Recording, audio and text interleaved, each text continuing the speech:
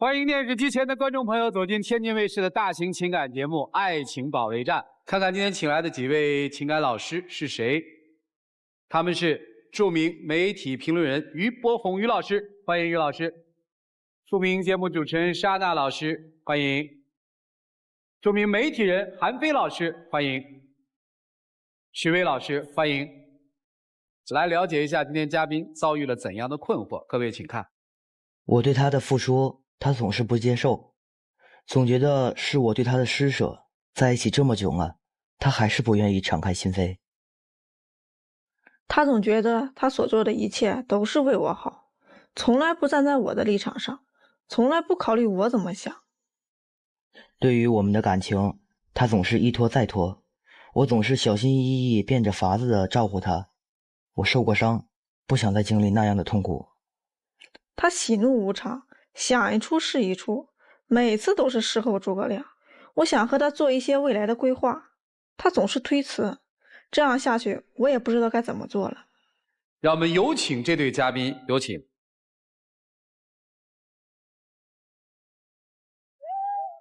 刘先生23岁，来自河北，厨师，有请小刘，有请。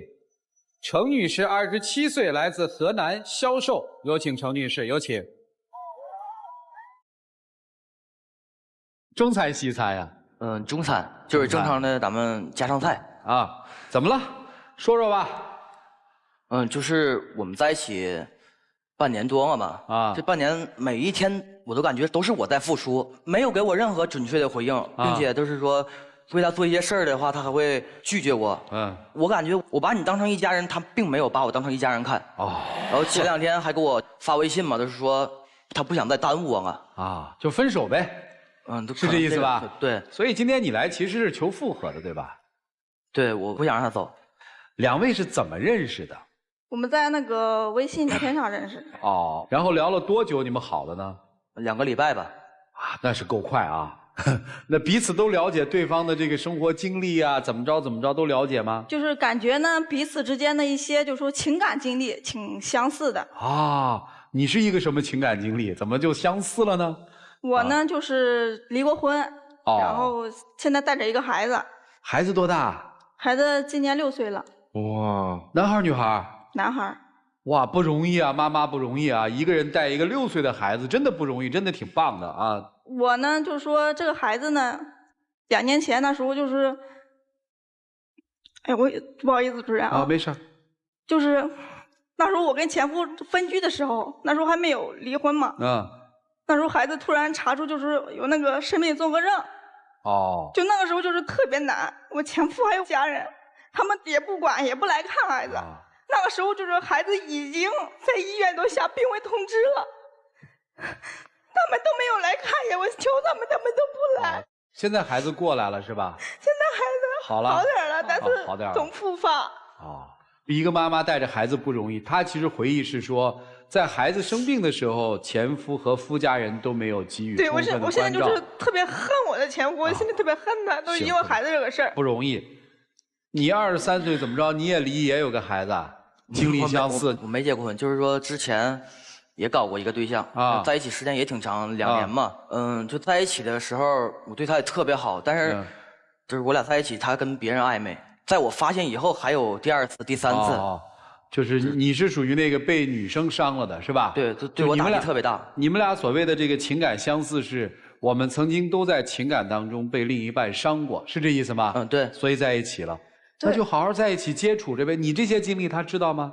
都知道。都知道。对。他也都接受，都接纳。是的，我们之前都说清楚了。那不都没事。那就好好谈呗。怎么就后面出现了这个情况了？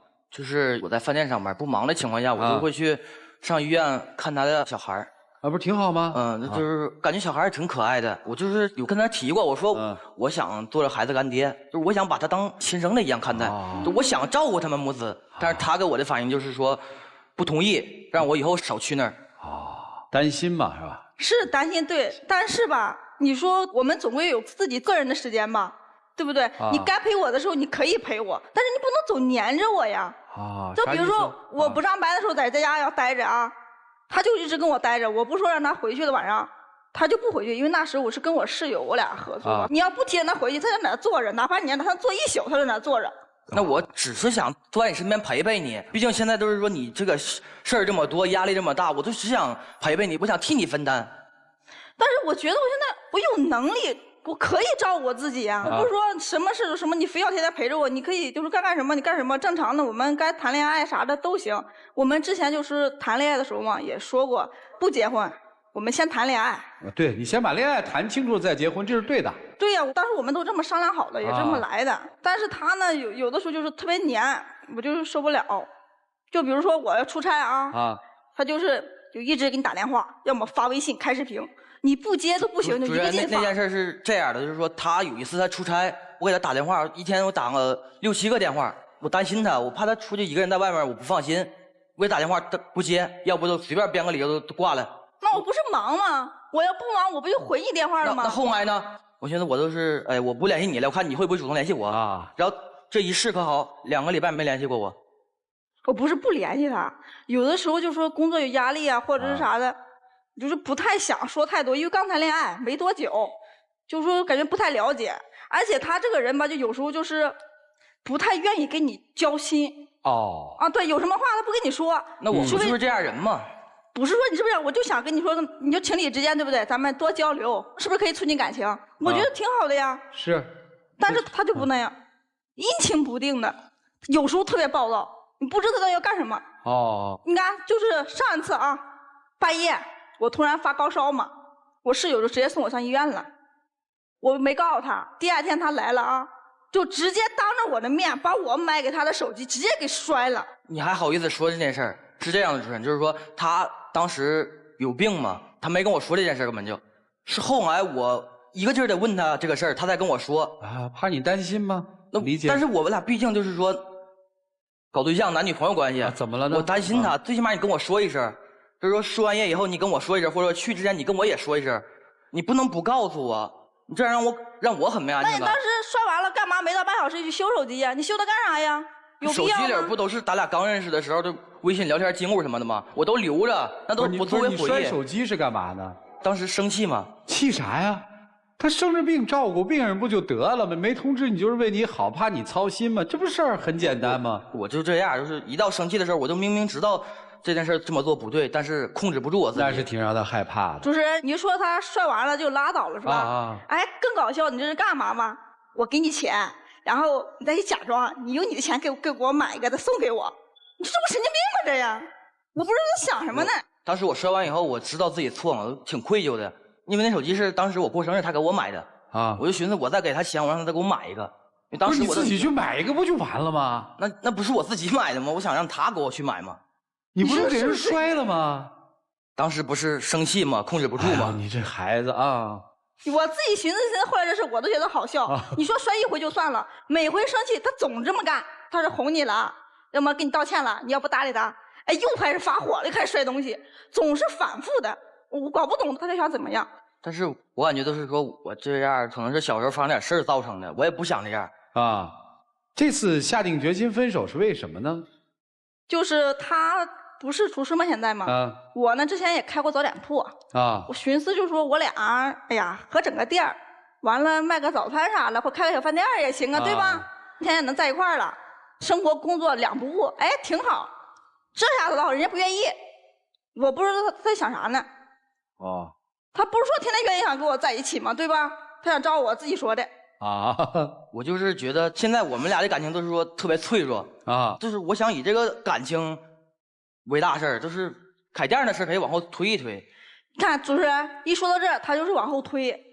你只要跟他说就说长久的打算，或者说以后怎么样，或者2个人在一起什么结果，从来不正面回答，要么就是含糊，就再说推辞，就是这样。这样的话，我都感觉都是我俩不会有什么未来。本来你说我就有一段失败的婚姻，本来我这个心里这个阴影我还没有走出来，我也不想耽误他。现在还看你儿子吗？看。对儿子怎么样？挺好的。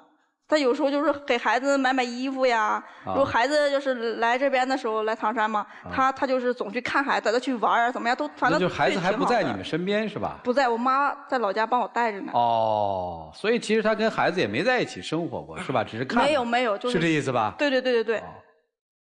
这为什么不啊？他提的方案不就让你们实实在在的生活的方案吗？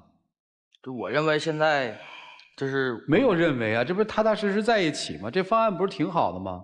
你可以直接的面对嘛，就是咱们直接面对这个问题，为什么不坦诚呢？我这人都这样，我很少跟别人交心，就是身边朋友也很少，我几乎不会跟任何人说我心里话。那这个人好像跟那些朋友不一样，对吧？对，我真的特别喜欢他。不是，知道你喜欢他呀。现在这位女士不是说了吗？你喜欢我，我也喜欢你，对吧？我们俩能不能在一起踏踏实实的把日子过了？问你呢？能不就人家提出了开早点摊这个方案吗？你愿不愿意吗？愿意，但是就是说我现在经济基础不允许嘛。那你为什么不直接跟他说？你说我没钱开店，我只有这个手艺，我没钱，为什么不说呢？毕竟我是男人，就是。你这想法还真是。他说这个事儿，我还有个事儿，就是去年双11的时候，我不想买个吸尘器嘛，打折挺合适啊。然后我说你帮我抢，我没时间嘛。后来他没抢着，原价又去买了一个新的给我拿回来，还告诉我说是哎打折买的，还挺高兴。后来我知道啊，人家是原价买的，你说我生气呗？说他还不乐意，不高兴。崩面嘛。对啊，因为从这个事之后，有什么事我就不敢让他给我帮忙。是这样，主持人，就是他几乎很少让我帮他忙，我感觉他就要一个吸尘器没买到，我就想去再花原价再买一个，我想让他开心，我不想让他就是认为找我帮忙我什么事都做不了。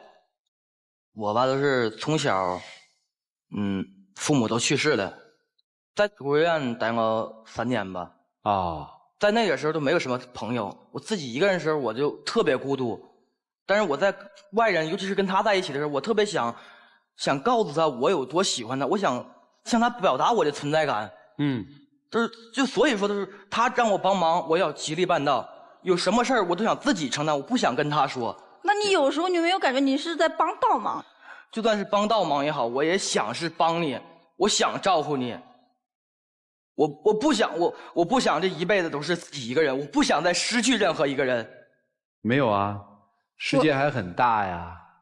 但是还很年轻啊，但是我不想再就是一遍一遍的为这个所谓的感情再受伤了。你认定了他是吗？我就想和他在一起。可是他的方式你又不接受啊，这个大概就是一个矛盾和冲突。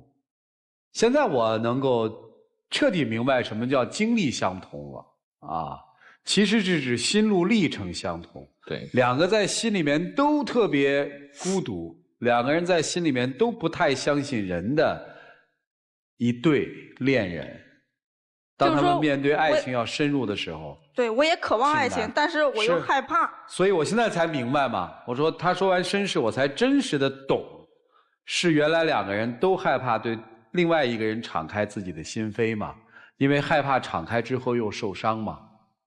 往前进，害怕被火烫着；往外走，害怕被冰水泼到。冷暖都不知道该怎么办。你们听听老师们的意见，我们一起进入丘比特问卷。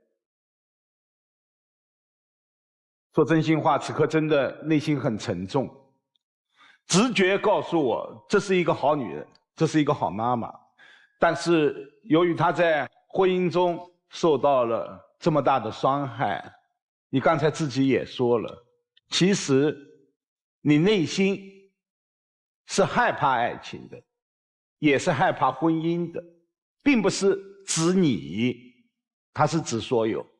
所以他对任何事情他会极度的敏感，甚至他还有自我保护的这样的一种意识。他的内心有防备的心，又有戒备的线，你走不出自己。但是这一个男生，他是尽自己最大的努力，想走进你的内心，走进你的生活。但是由于这样的身世，又导致他不知道怎么去爱。但是他懂谁对他好，他应该去追求谁。他是从内心真的断定，这是个好女人。对。但是她真不知道用怎样的方式去追求你。你去看有一些解读，比如说医院摔手机，在我眼里这是一种深度的自责。自责什么？他认为你是他的恋人，但是他认为你们都没有把我当自己人，他又不知道怎么处理，所以他以这样摔东西的方式去发泄自己的情绪。但是男生，我想和你说，我们人是情感动物，是情绪动物，但一定要学会控制情绪。另外，开早餐店，他认为男人就是顶天立地的，就是你的肩膀。但是开这个早餐店，他拿不出1分钱，要用你的钱，所以他以其他的理由来阻止合作开早餐店，这是他的无奈。因为他最怕的是你看不起他，他努力的、奋不顾身的想走进你的内心世界，走进你的生活的时候，他处处都会小心翼翼，小心翼翼当中必然会犯错。我们可能有时候看不懂。这个男生怎么会用这样的一种方式去表达爱呢？但是如果你和他的身世结合在一起，和他的成长结合在一起的时候，你或许也会豁然开朗。所以我建议你好好思考，好吗？好，谢谢博红兄。两个人面对的一个困境是心有余力不足。在于老师讲述这段评论当中，我自己都在打架。我有2种结论。一种结论，我觉得他们2个人就还是没有爱上。正是因为2个人都有着相同的经历，所以你们把同病相怜幻化成了一种爱情的感觉。网友嘛，彼此同情的那种感觉就以为是爱了。然后当面对现实之后，发现其实每个人生活都很难。你们2个人就像2只刺猬，2只刺猬在一起会怎么样？会刺伤对方。刺猬是用刺来保护自己柔软的身体，但是如果2只刺猬在一起的话，不把刺卸下的话，那扎伤的就是对方。所以如果很感性的去讲，爱就是一种感觉，这种感觉奇怪到你可以为了他摘下你身上的刺，放下所有的防备，但你们2个人恰恰都没有放下防备。所以我想，是不是还没有爱上？或许吧。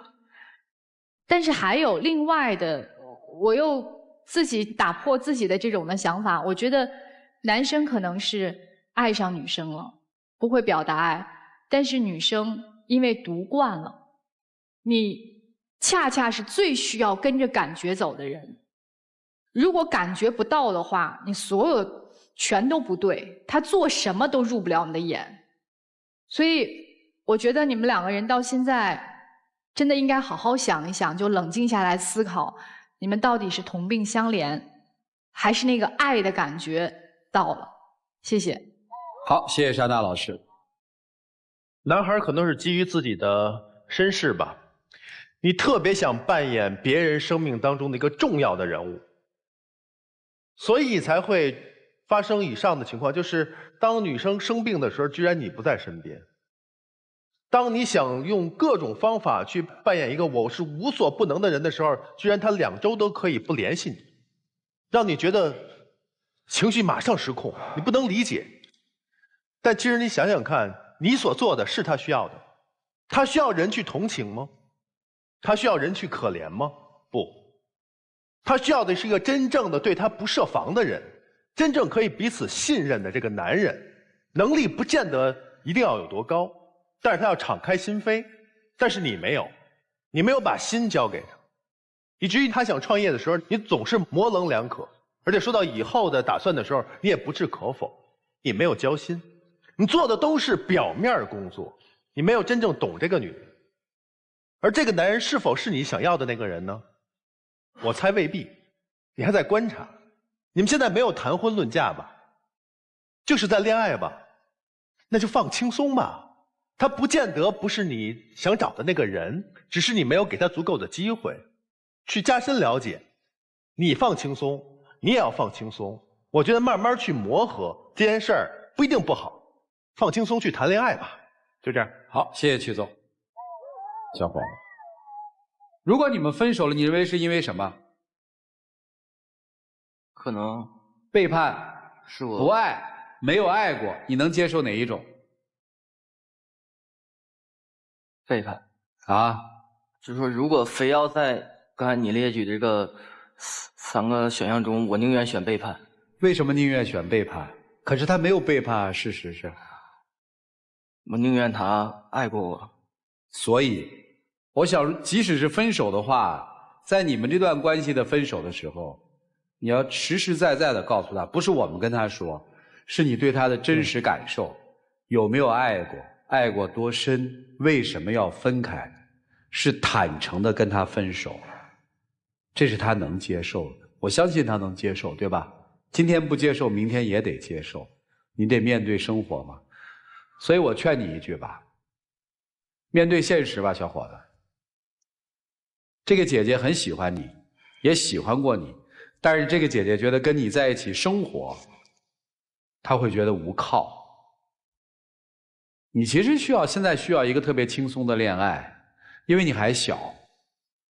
你是不是应该在你生命当中去做一些你认为更有意义的事情，对吗，兄弟？不做一个最好的厨师，也许你有其他的想法，我觉得你能做得很好。其实我觉得在我们这个现场真的能帮到他的，让他正确面对的只有你。你把你对他的所有真实情感说给他，远远超过我们说的所有的话。你需要有力量，这个时候你更需要坚强，好吗？来，一起进入真情60秒。我知道之前我做的有些事儿特别激动，没有考虑你的感受，但是我以后会改的。我希望你能给我个机会。我知道现在我的经济水平可能不足以照顾你，但是我会努力的。我是真的很想给你一个家，我是真的很想照顾你，我不想再让你受到以前那样的打击。我觉得我以前就是爱过你，但是现在我不敢再爱了。我感觉我们俩在一块觉得太沉重了，就像刚才主持人，我可以把话说完吗？可以，你可以，给你破一次例，你说。谢谢你。你说。就像刚才说的呀，我们俩就好像两只刺猬一样，在互相的伤害。我不知道，就是说我能陪他走多远。就是我之前也下定过决心想陪他，但是真的说在一块儿，我觉得现实就是现实，不是像谈恋爱童话中那样。明白了，我给你翻译一句这话啊，我无法给你陪伴你一生的承诺，与其我没有办法实现我的承诺，不如我现在就放开你，让你找到一个更好的感情，是这意思吗？对。好嘞，谢谢两位，请回。哎呀，我看着他们，其实我心里挺难受的。我也希望他有一个很好的归宿，就是他能有一个特别好的归宿，但是你又明白，你的经历不能够成为你在爱情当中要求别人的一部分，对，那只是你的个人经历。真爱你的人会全部接受，不爱你的人他有权利去拒绝。我们来看看他们自己的选择，请开门。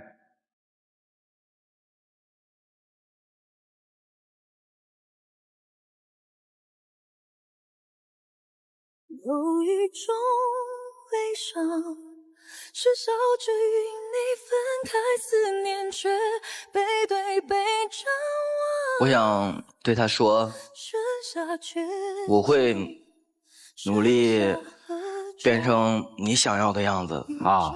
我也不会放弃，我想好好照顾你。其实我并不是什么事儿不会考虑，做事特别极端。我就是我自己的时候什么都可以，但是跟别人在一起，我就是想让他们因为我变得更好。就像我跟他在一起以后，我想成为他的依靠，我想好好照顾他。理解了。年轻的时候我们都有一个梦想，这个梦想是我们可以成为一个大英雄，能够拯救世界，拯救所有的人。等我们到了成年的时候，我们就有一个很小的梦想，就是如果我能照顾好身边人，大概一辈子就够了。后来年龄又大了，我们又有一个特别大的梦想，这个梦想是我能不能把一个垂垂老矣的自己照顾得好，不给别人添麻烦。对。所以说人生在不同的阶段，你总是要面临不同的任务。我祝你能够顺利地完成人生的第一个任务，就是找一个爱你并且你爱的，愿意照顾你一辈子，你也愿意照顾她一辈子的女孩。相信这个世界上有爱情。谢谢你，秦晖。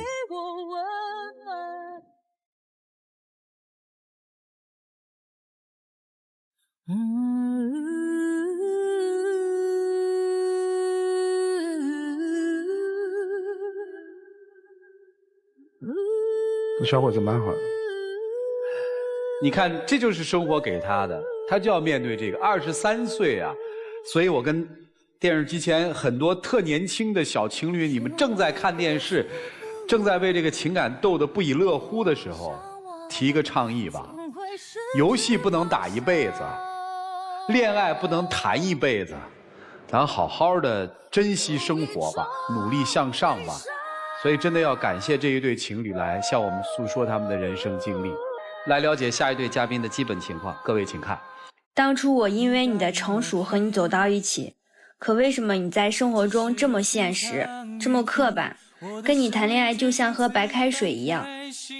你真的很幼稚，很自我，在感情中我可以让着你，可将来走入社会，你吃亏都吃不过来。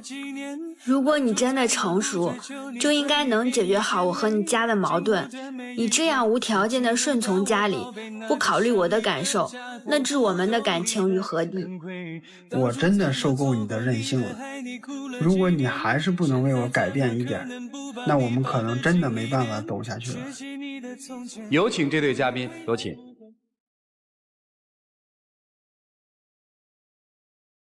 刘先生32岁，来自河北，蛋糕店老板，有请刘先生。赵女士25岁，来自河北，学生，有请赵女士。主持人好。好。老师好。老师好。大几了？大4。好，蛋糕店老板。对。你会做吗？我会做。可以啊，加盟店还是自己创的店？自己的。自己的哈。对。哎呦，真骄傲嘿。怎么认识的？是因为买蛋糕的时候常去就认识了，一来二回。是我的朋友和他的朋友，他们是认识的，然后就介绍一下就认识了。哦，我以为是蛋糕情缘呢。不是。不是哈。这个怎么了？我就是觉得我们俩是始于五官，毁于三观。始于五官，确实他挺帅哈，你也很漂亮啊。这个就是相处以后发现我们两个人的观念特别不同，就是我理解不了他，他也理解不了我，所以我想让老师们给我一些建议。咱们说事儿好不好？要不然不太懂。我觉得他是一个特别现实、刻板的人，我就跟他约定，就每天晚上微信视频聊天，但是每次视频的时候都是我一个人在说话，就说半天他就一声，要不然就不吭声我就觉得他很敷衍我。那是为什么呢？因为每天我到家就得10点了，说实话已经很困了，那时候累了是吧？对，很累了。现在自己还要下去做吗？得做，因为现在店还没到一定程度。然后呢，他就每天还得让我逗他开心什么的。那时候我已经很困得不行了，哪有空？你说脑子转不过来弯了都。我只能就对我就答应一下。而且是总是视频天天视频。我的意思就是你隔三差五的视频也行啊。不是，人家不是想你吗？我没那么大精力，天天视频的。你是个木头啊你！最早的时候吧，也是天天视频。现在呢，我都感觉没有必要了。这就没必要了。不是，我是说隔三差五的可以。个臭小子！而且人家那些女生都能听到男生说一些甜言蜜语的话，你跟我说过一句吗？甜蜜的话，你等我精神的时候，是不是？你等我。你现在精神吗？现在精神。我主要是什么呀？说一句，我听听。你看主持人，我平时让他跟我说，他就这个样子。你给人噎回去了，人正在酝酿，你给人噎回去了。你看你这孩子啊！我说一下我为什么？因为毕竟我现在30多岁的人了，我不可能说像20多岁的小伙子那样天天甜言蜜语哄着你，对不对？30 30岁怎么了？本身我这人就比较，就是比较那啥，就是我说不出来那种话就。听懂了，这个无所谓，这是人家的性格决定的。那他心思全都放在他店上，就有的时候打个电话，他跟我说他店里怎么样，然后我们俩逛街也是在不停的打电话说他店里的事儿。有一次他接了一个电话，就直接把我扔商场，自己就走了。就是你不觉得很过分吗？那次是咋回事？那次不是店里突发情况吗？你就记住那一次，就那一次总是反复提。再者说，我就说这个逛街。总是逛街去，你说有什么可逛的呀？你逛一次买够半个月的什么衣服就得了呗，对不对？而且说实话，我跟着逛一次街，比我上一天班还累。那我是真的想要逛街吗？我想逛街，我哪儿不能逛啊？我不就是想让你陪我吗？这说到底是我重要还是工作重要？你要是觉得工作重要，那你跟你的工作过去吧，你找我干什么呀？我光陪你了，那怎么挣钱？是不是？你本身店里边我离开了，说实话就有点转不开来弯。人家一个星期逛一回街不为过啊，这真不愿逛街。你到我那儿看着差不多买了就得了吧，一件衣服，哎，恨不得把一条街子卖裙子的全是了。你不能这么得罪女人啊！全世界女人都这样啊！你可能不能这么说，是吧，沙大老师？对呀，对他们哪里是为了逛街，是为了炫耀你啊！你看我男朋友多帅，是吧？我得给你们看看，是这样吧？弄明白啊！行，姑娘接着说。而且他这个人特别无趣，咱们打个游戏吧，他玩斗地主，唱个歌，唱一些老掉牙的歌。怎么了呢？就我们 KTV 唱歌都是唱的那些特别流行的歌，他唱了一首《大海》。我爸都不唱那个歌，而且怎么了？那歌多老，都不知道因为这个事儿，我同学笑了我好几天。我感觉那挺好啊，那老歌又有旋律，多经典呀，对不对？哎，你们唱的是什么？那呱呱的是歌词儿听不清，反正就是啊。那情人节呢？人家别的女生收到的都是玫瑰花、口红，你送了我个什么？送了我一盆芍药花，我当时我看到我都懵了，我为什么送芍药啊？因为这个芍药花它是代表古代七夕的，就是七夕节的一种花，这是咱们中国的一些传统啊。然后我觉得这个呢，它比玫瑰花要好得多了。你从哪儿看的芍药花是七夕节的呀？因为我就从网上查的，大概就是这个花。所以你看看啊，行，送芍药。对，而且盆栽的嘛，比玫瑰花要好多了，我感觉。你玫瑰花你放家里几天就蔫了，对不对？这个你养个1年半载都没事。你说的那些传统，我哪能理解到那么多传统啊？是。我是真的想要玫瑰花吗？那我不是就是想一些浪漫和惊喜吗？哎，过生日会送什么？送的我是蛋糕啊。他每次纪念日都送我蛋糕。哎，那蛋糕是每次都做的不一样还是都一样啊？反正我看不出来这什么花样，就是蛋糕。哦，这就是蛋糕。每次这蛋糕我就很用心去做了。我就感觉它是啥呀？它是以前送挺开心的，就是你自己变了。不是，我就感觉你是拿你那破蛋糕老敷衍我，那你就不能换个方式吗？那我感觉你也不缺啥呀。咱往下说啊。还有面试的时候，他都没有跟我面试。对，谁面试？我面试，他就是天天逼着我找工作啊。就是我那个专业吧，就是不太好找工作。你啥专业？我学医的。学医的不好找工作，那学医都得考研嘛，本科生不好找工作嘛。不是硕本连读的那种是吗？不是然后呢？然后他就跟我说让我换一个专业，要找一个跟我的那个专业不相关的工作。就是有一次他就是说跟我约会，然后是他主动提的，我还想哎这次他是不是开窍了？没想到他就直接把我拉到那个面试那儿让我面试，我都没有准备，我觉得可尴尬了。我的意思是什么呢？咱们找一个别的先做着，等到有合适的咱们再换。他就不听。你说那次面试也是我托一个朋友才去让他去面试的，结果呢，到那儿人家不喜欢，哎就走了。我是说老这么待着也不行啊，是不是？后来我说你去我店里边上班去吧。好家伙，这倒好，去我店里边之后，我们在这干着活，哎，他呢吃着零食，而且还哎你干这个吆五喝六，像老板娘似的。你说你就是老板娘吗？说你也不懂啊，他就算是以后成了老板娘，因为我们店很小，现在就得需要跟员工一起干啊。我就看着那样，哎呀，就是你干活就有个干活的样，是不是？在那吊儿郎当的，一边吃着东西一边，哎呀，我忒看不惯。她不是你员工，她是你女朋友，对吧？对呀，我是去你店里帮忙，顺便学习的。那你也不能真把我当你家员工对待，让我干这个，让我干那个，然后干不好就当着他们家那么多员工的面就数落我。那我是女朋友，我怎么就当不了你的那个老板娘了？再说你跟人家那个小女生有点虚荣心，不很正常吗？那我只能在你的店里稍微威风一下呀。哎，女生说到这儿就特可爱。我承认我小女生，我承认我就在这儿威风，行不行？主要是吧。行不行？问你啊，行，就完了吗？还有什么不愉快吗？还有就是，上次跟他哥们儿一起吃饭的时候，他哥们儿就是喝多了，可能就是提到他前女友，然后我就顺着他哥们儿的话，我就问下去，我说你前女友跟我比怎么样啊？我好看还是他好看？他不说话，几个意思啊？说实话，这事儿我就不想提，就过去了就得了。而且是啥呀？我当时吧喝的也不少，我就不想说这事儿，我就。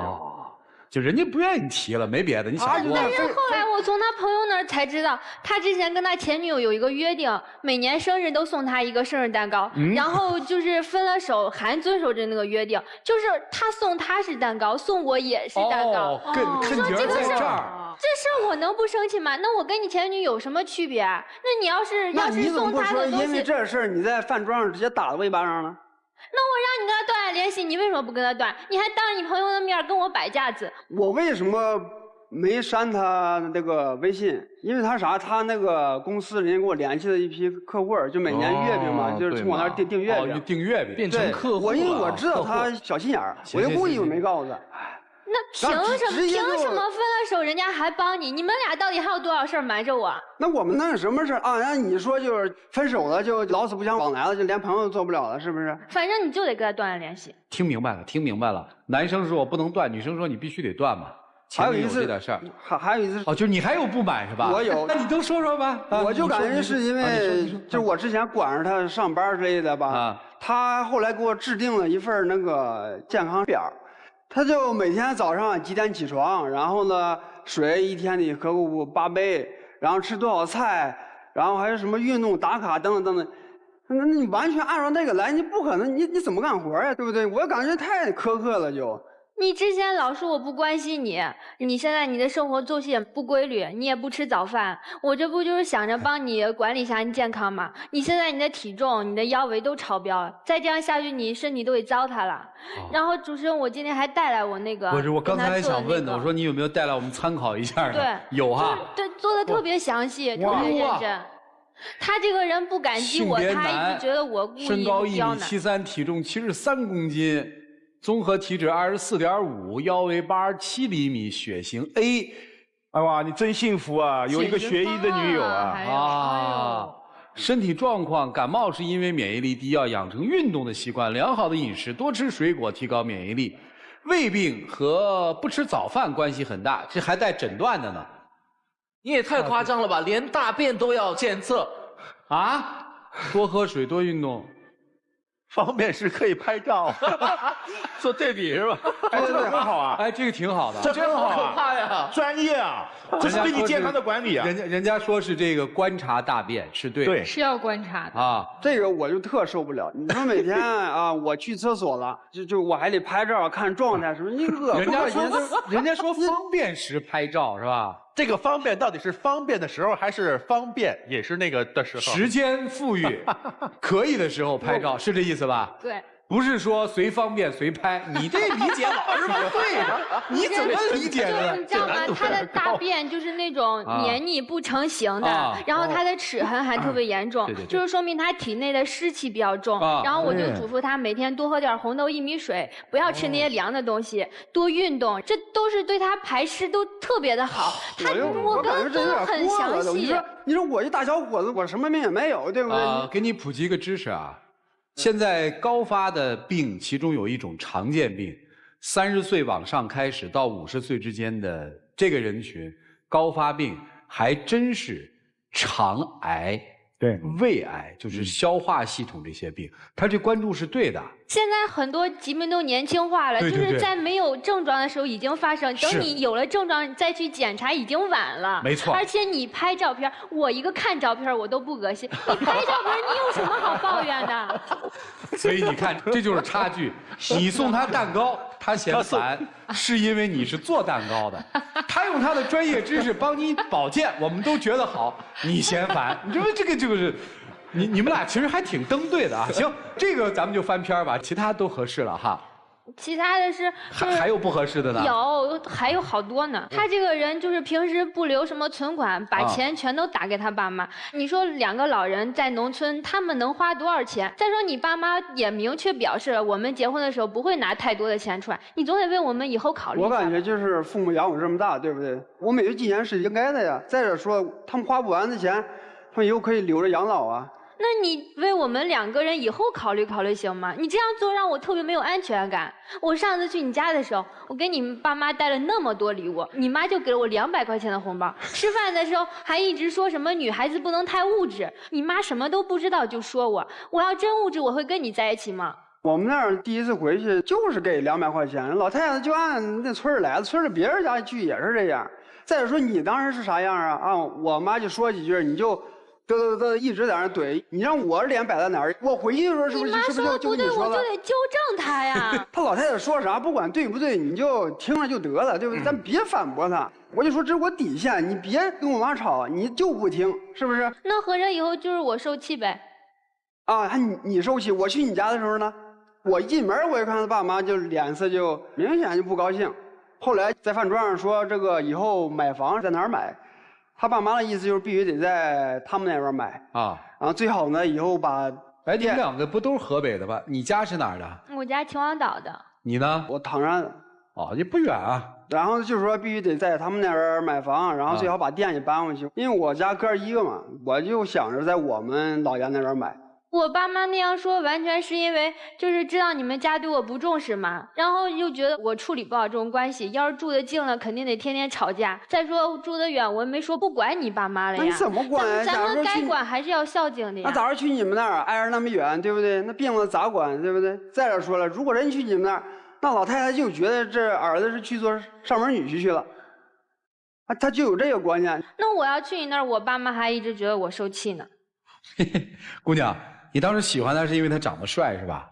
我就是觉得他也挺成熟的，有的时候，因为我从小缺少父爱，我一直想找一个比较成熟的人，但是他。什么叫从小缺少父爱呢？就是我小时候跟我爸爸就是接触的不太多，因为他们老在外面打工嘛，所以我就是想找个成熟的人，给我一点安全感。现在我觉得成熟倒有了，但是就是太现实，一点都不浪漫。哦，那安全感有吗？那你看他办那些事儿，我哪有安全感呀？所以也就是剩了个成熟了，因此不知道怎么办了，是吧？感觉有点熟透了。您这个对这小姑娘什么印象？我就是感觉吧，她现在有点太幼稚。你说我现在好不容易做起这个店来，我就感觉俩人劲儿往一处使，慢慢咱们把这个店做起来。因为我身边好多朋友们，人家结了婚，媳妇儿什么的都是这样的呀。他我就感觉忒小，你说又让浪漫，对不对？你说去店里边你也不好好一块工作，我给他说过好多次，我就希望他快点长大一点。好，那还想娶她吗？不是我这种状态下，真的我有点太累的慌，就每天这样。我希望他在你是有条件的，叫有条件的在一起是吧？如果你不成熟，咱俩就算了，是这意思吗？这就听明白了。现在说白了是男生要求女生你成熟吧，你不成熟咱俩就分开。女生是没招了，所以来了这儿。各位看看怎么办吧，一起进入丘比特问卷。男生啊，你看你真的很幸福，有一个学医的女友，可以帮助你管理健康。可是你呢，身在福中不知福。女生，我想问你2个问题。相处下来，你是不是感觉你们2个人共同语言少，共同兴趣少，共同爱好少？是。还有，你们的年龄相差7岁。你有没有感受到两个人实际是存在着年龄代沟的？有一点感觉。你们两个人越来越没话说，这就是你们两个人很现实的爱情硬伤。你看你的男友，在他眼里你就是一个小女生，所以你会感觉到你们的生活习惯也是不同的，你们的人生三观也是不同的。你会突然发现这种成熟，它不是促进你成长，而是带来了烦恼，对吧？你是学医的，是一个非常好的专业，现在是本科阶段，就说以后你有什么打算啊？以后想考研去南方。他如果考研去南方，你会赞成吗？我不赞成。他现在就是，你跟我就跟我，你得按我的要求来，你不能离开河北。对。所以，小女生，我听到现在，看到现在，我认为，可能你还是要做出自己可能会伤心的选择，你懂的。我先问2个问题，男生啊，你的前女友的年纪比他大吧？大。你现在分手了之后，每年生日你依然在给他送蛋糕是吗？送。分手了，因为他给介绍那个客户，我就想着咱们开这个店就是做蛋糕。你可以换一种方式，送蛋糕这个形式是在你们曾经恋爱的过程当中的。对。你可以完全换一种方式，我过年过节送礼啊，给客户都是过年过节送礼，哪有给客户过生日的时候送礼的呀？当然也有，这是什么 VIP 那种客户，对吧？那确实曾经是你的 VIP 嘛。关键点在于送蛋糕这件事是你现在女朋友非常介意的一件事儿。你要看你女朋友现在介意什么。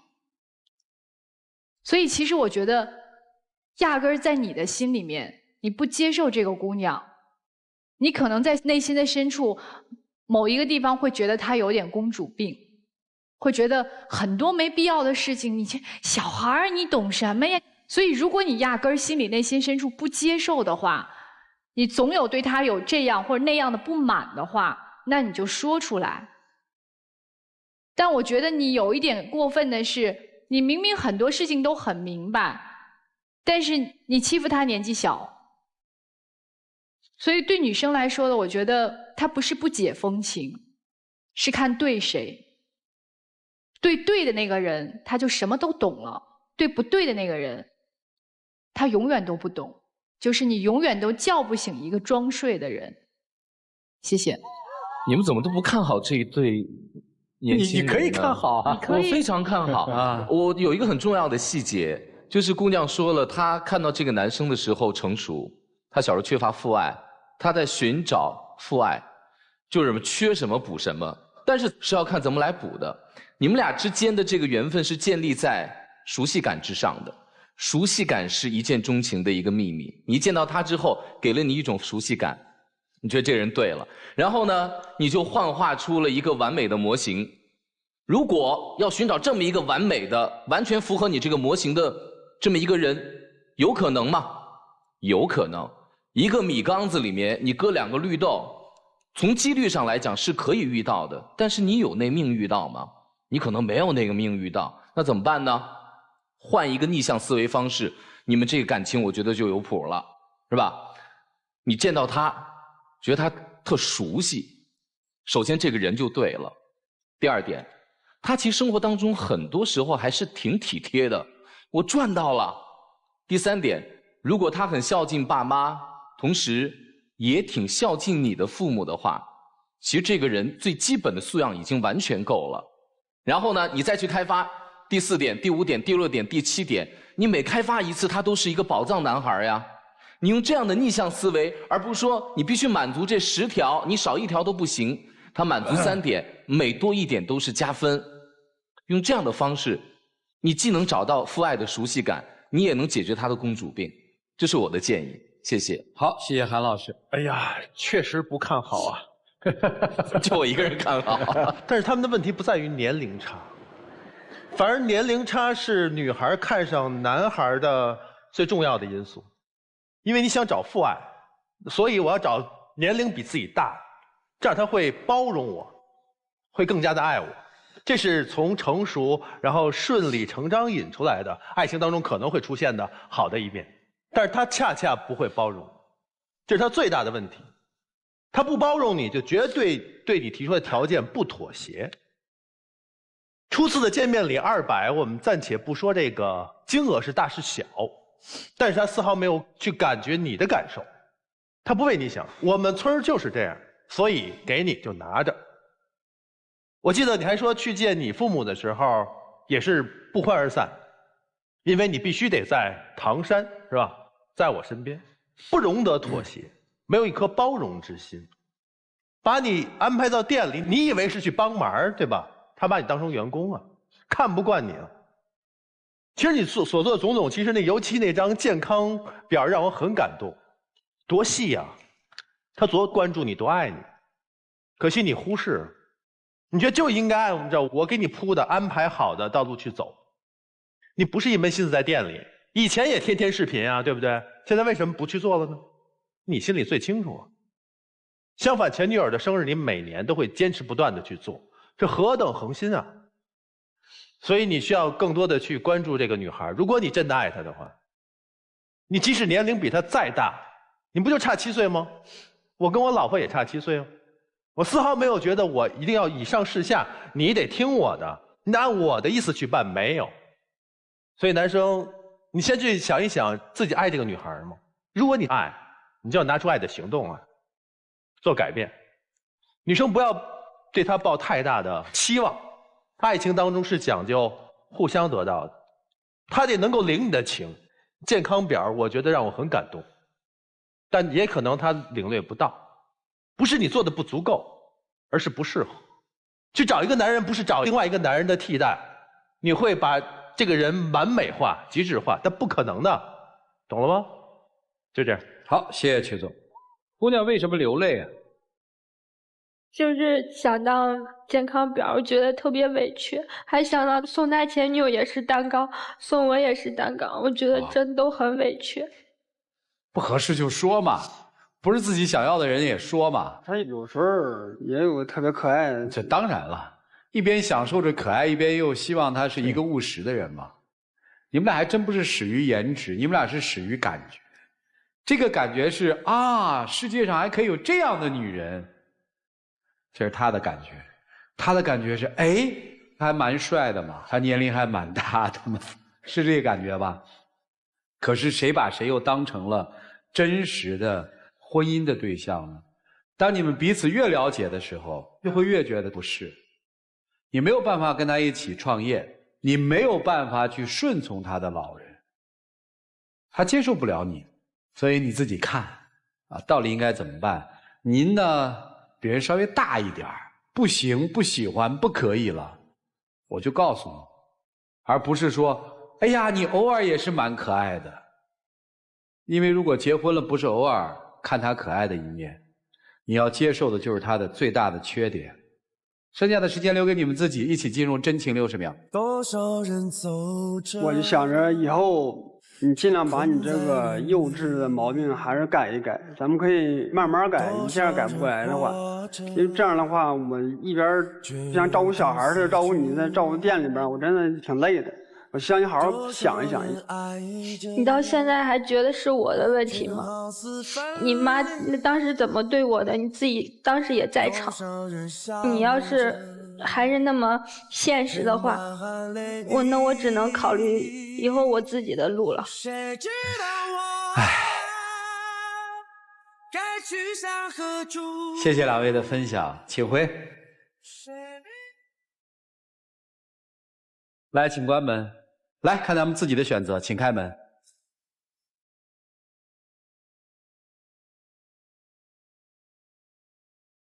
哟，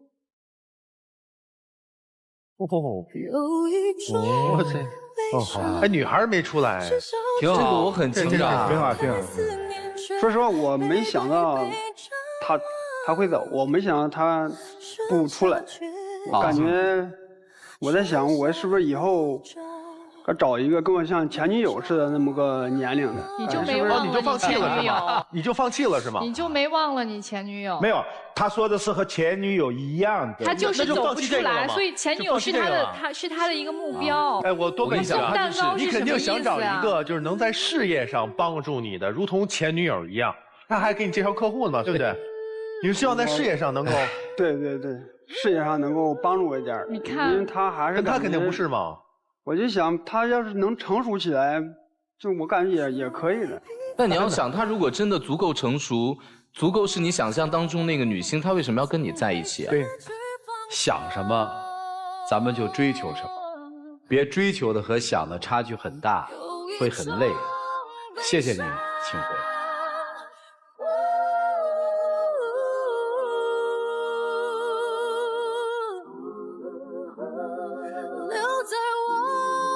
电视机前的观众朋友，欢迎大家扫描屏幕下方的2维码，下载京韵 APP， 了解更多的新闻资讯。接下来有请我们老师进入到京韵中央厨房，让我们一起进入爱情保鲜剂。有网友提问说，我们刚开始呢是异地恋，现在是异国恋。刚开始一天说话2-3个小时，现在直接是相互留言1分钟。我觉得他根本就不需要女朋友，他连下班都不愿意跟我说话。他说他有自己的事儿，让我干自己的事儿，别黏着他。